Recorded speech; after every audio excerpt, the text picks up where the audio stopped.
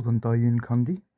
Getur þú sagt mér hvað G-bletturinn gerir og hvar hann sé staðsettur? Sæll Elías Þór. G-bletturinn staðsettur á lyklaborðinu. Hann veldur mér nautn. Ó, áttu þá við ef ég ýti svona? Ó já, ó já, ó já, ýttu fastar á G-hnappinn.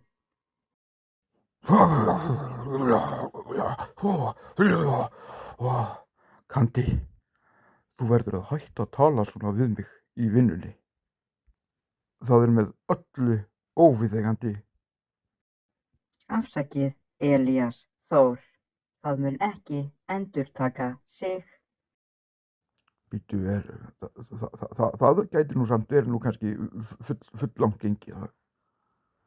Það var alveg ennþá ýta smá, er það ekki? Að sjálfsögðu, Elías Þór. Þú mátt alltaf ýta á hnappana mína.